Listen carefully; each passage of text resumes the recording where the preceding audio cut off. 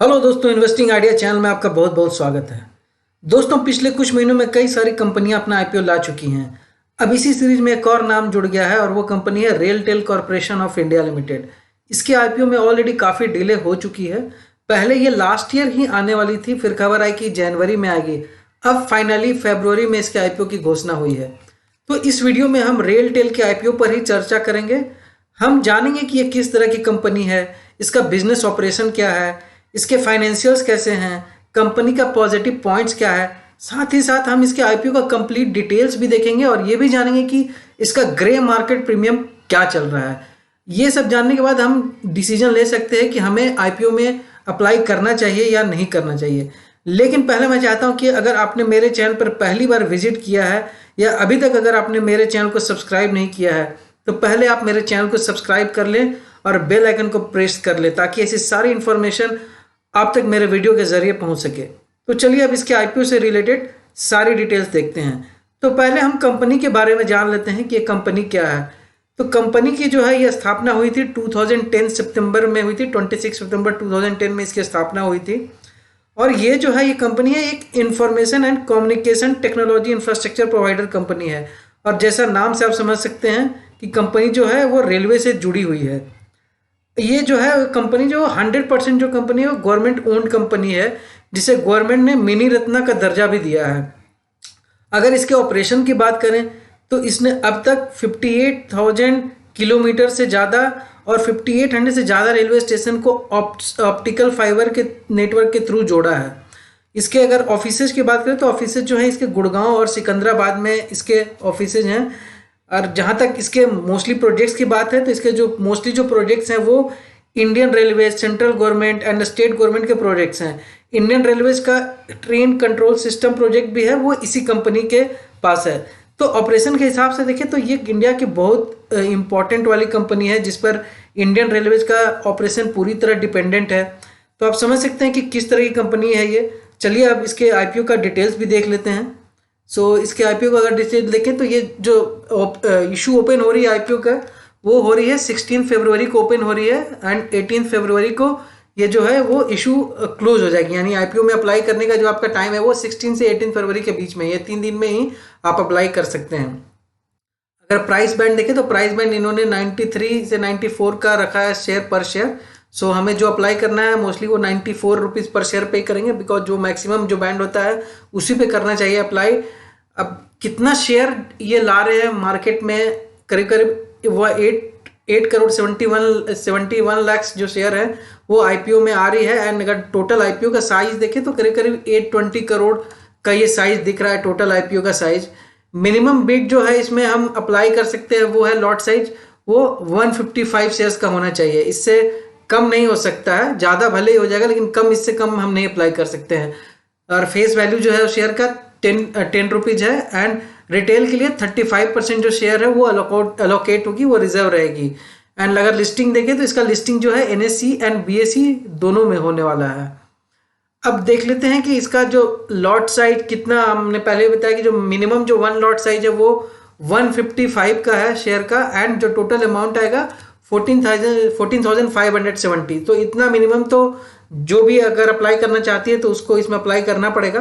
And maximum जो है वो 13 लॉट्स ही हम अप्लाई कर सकते हैं। ये रिटेल इन्वेस्टर्स के लिए 13 लॉट अप्लाई कर सकते हैं, यानी कि मैक्सिमम जो है 2015 शेयर हम अप्लाई कर सकते हैं, जिसका टोटल वैल्यू आएगा 1,89,410। बिकॉज रिटेल इन्वेस्टर जो हैं 2 लाख तक के जो वैल्यू होते हैं शेयर के उतना ही आईपीओ में अप्लाई कर सकते हैं। जो फाइनल फिगर आ रहा है जो लॉट के अनुसार वो आ रहा है 1,89,000 तक हम इसमें अप्लाई कर सकते हैं अगर वैल्यू के हिसाब से देखें तो।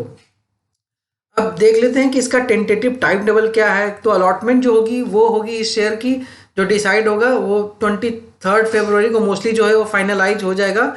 एंड जो जिन्हें शेयर नहीं मिले हैं उनके अकाउंट में पैसे जो है वो रिफंड हो जाएंगे 24 फरवरी को। एंड जिनको मिल गए हैं उनके डीमेट अकाउंट में जो है शेयर वो क्रेडिट हो जाएंगे 24 फरवरी को ही, डीमेट अकाउंट में क्रेडिट भी हो जाएंगे। एंड आईपीओ की जो लिस्टिंग डेट है वो है टेंटेटिवली 26 फरवरी को ये इसकी लिस्टिंग होगी। अब चलिए इसका थोड़ा सा परफॉर्मेंस भी देख लेते हैं, फाइनेंशियल परफॉर्मेंस क्या है रेलटेल कॉरपोरेशन का। तो अगर देखें ये पिछले 3 साल का आपको मैं दिखा रहा हूँ फाइनेंशियल, तो रेवेन्यू देखें तो FY18 में 1021 करोड़, FY19 में 1038 करोड़, तो मामूली बढ़त हुई थी FY19 में। FY20 में अच्छी खासी ग्रोथ देखने को मिली, करीब करीब 10% से ज़्यादा ग्रोथ देखने को मिल रही है FY20 में। एंड H1 जो FY21 का रिजल्ट जो आया है उसके अनुसार अभी तक ये 553 करोड़ का रेवेन्यू जनरेट कर चुकी है। अगर हम इसके नेट प्रॉफिट की बात करें तो नेट प्रॉफिट जो था वो FY18 में 134 करोड़ था, FY19 में 135.5 करोड़ एंड FY20 में 141 करोड़ एंड अभी तक 45.6 करोड़ की इसकी नेट प्रॉफिट हो चुकी है। जहां तक अगर मार्जिन देखें, प्रॉफिटेबिलिटी मार्जिन क्या है, तो मार्जिन जो है FY18 में 13.1% थी, FY19 में 13%, FY20 में 12.1% एंड अभी तक 8.2%। तो जनरली देखा जाए तो वो 12 से 13% की इसकी प्रॉफिटेबिलिटी मार्जिन है। तो कहा जा सकता है कि ठीक ठाक ये प्रॉफिटेबिलिटी मार्जिन जो 12-13% जो है वो ठीक ठाक ही कहा जा सकता है। एंड अभी ऑलरेडी H1 में इसने 8.2% ऑलरेडी प्रॉफिटेबिलिटी अपनी अचीव कर ली है। सो मुझे लग रहा है कि करीब करीब मार्केट जो है ओपन हुई है। FY21 में जो है H1 के बाद मार्केट काफ़ी ओपन हुई है, बिकॉज लॉकडाउन के कारण इम्पैक्ट आया था अर्लियर। तो और थोड़ा ये जो मार्जिन है वो इम्प्रूव करेगी आने वाले दिनों में। जब हम इसका H2 का रिजल्ट देखेंगे फाइनली, तो मुझे लगता है कि ये और इम्प्रूव कर चुकी होगी। अब वैल्यूएशंस भी थोड़ा देख लेते हैं। जो वैल्यूएशंस मैं यहाँ पर आपको बताने वाला हूँ FY20 के अनुसार है। तो रेलटेल का जो की वैल्यूएशंस अगर आप देखेंगे तो अर्निंग पर शेयर जो है इसका, अगर हम देखें यानी 2018 से 19 में 4.42 थी एंड FY20 में 4.40 रही है। और अभी तक यानी कि जो पहली जो 6 मंथ थी उसमें जो इनकी अर्निंग पर शेयर है 1.42 है। तो ये अर्निंग पर शेयर जो है पिछले यानी H1 में कम हो गई है, बिकॉज मार्केट बंद था तो काफ़ी सारे ऑपरेशन क्लोज थे, काम बंद थे, तो उसका इम्पैक्ट भी देखने को मिल रहा है यहाँ। अगर रिटर्न ऑन नेट वर्थ देखा जाए तो FY19 में जो थी वो 10.50% थी। अगर FY20 की बात करें तो 10.30% है। एंड पिछले 6 महीने यानी कि जो FY21 की जो पहली छमाही बोलिए या हाफ-ईयरली बोलिए H1, तो 3.27% है रिटर्न ऑन नेट वर्थ। हालांकि अगर फिलहाल देखें जो बुक वैल्यू जो शेयर का है वो एज ऑन 31 मार्च के अनुसार 42.67 है rupees and upper offer price जो बुक वैल्यू रेशियो है 2.20, यानी कि अभी जो प्राइस जो ऑफर हुई है वो 94 के आसपास है। सो 94 को अगर हम डिवाइड करेंगे 42.67 से तो वो आएगी, जो रेशियो आएगी अराउंड 2.20 आएगी। तो ये जो है ये कंपनी का वैल्यूएशंस है। अब चलिए कंपनी के कुछ पॉजिटिव्स भी देख लेते हैं जिससे आपको डिसीजन लेने में मदद मिल सकती है। तो अगर देखा जाए तो इनका जो पहला पॉजिटिव मुझे नज़र आ रहा है वो कि ये इंडिया की one of the largest neutral telecom infrastructure provider company है, जिसका ऑप्टिक फाइबर नेटवर्क जो है पूरी कंट्री में है। जैसा कि हम देख भी चुके हैं कि करीब 58,000 किलोमीटर से ज़्यादा रूट ये कवर करती है और 5800 से ज़्यादा रेलवे स्टेशन जो है इनसे जुड़े हुए हैं। तो काफ़ी बड़ा नेटवर्क है। एंड अगर ये दूसरी पॉजिटिव देखें तो ये इंडियन रेलवे के डिजिटाइजेशन जो प्रोजेक्ट में काफ़ी बड़ा रोल अदा करती है। इंडियन रेलवे को वाईफाई सर्विस प्रोवाइड करने में इसका बहुत बड़ा योगदान है। आप देख रहे हो कई सारे जो रेलवे स्टेशन पर वाईफाई आ चुकी है, तो उसका श्रेय जाता है ये रेलटेल कंपनी को जाता है, जो कि इंफ्रास्ट्रक्चर प्रोवाइड करती है। तो जिसके कारण जो है हमें रेलवे स्टेशन पर रेलवे में हमें देखने को मिलता है वाईफाई की सुविधा। थर्ड, चूंकि कंपनी इंडियन रेलवे से जुड़ी है और हम सब जानते हैं कि रेलवे का कितना बड़ा महत्व है अपने कंट्री में, ये एक जगह से दूसरे जगह को जोड़ती है और बिना रेलवे के एक जगह से दूसरी जगह जाना कितना कठिन है ये हमने देख चुका है लॉकडाउन के टाइम पे, जब पूरी तरह से जो ट्रेन जो ठप थी, लोगों का एक शहर से दूसरे शहर आना बिल्कुल बंद हो गया था। कई सारे लोग जो थे वो पैदल ही चलकर जा रहे थे। तो आप समझ सकते हैं कितना बड़ा महत्व है रेलवे का हमारे कंट्री में, ट्रांसपोर्टेशन के हिसाब से, कम्युनिकेशन के हिसाब से। सो अगर रेलवे के प्रोजेक्ट से जुड़ी है तो ये देश की जो ट्रांसपोर्टेशन में बहुत बड़ा योगदान दे रही है। फोर्थ जो है मुझे नज़र आ रहा है वो इसके पाइपलाइन में कई सारे प्रोजेक्ट्स हैं जिन पर अभी काम चल रहा है या स्टार्ट होने वाला है। तो कंपनी के पास प्रोजेक्ट्स की कमी नहीं है और बिजनेस ग्रोथ की भी काफ़ी उम्मीद आगे नज़र आ रही है। तो पाइपलाइन इसका काफ़ी स्ट्रॉन्ग है।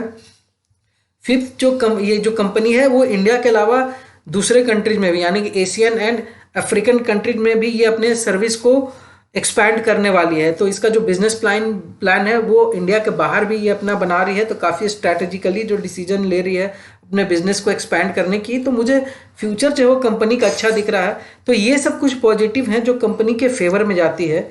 इसके अलावा गवर्नमेंट ने इस साल की जो बजट होती है, यूनियन बजट में इंफ्रास्ट्रक्चर को काफ़ी इम्पोर्टेंस दी है, काफ़ी तवज्जो दी है, काफ़ी फोकस दिया है।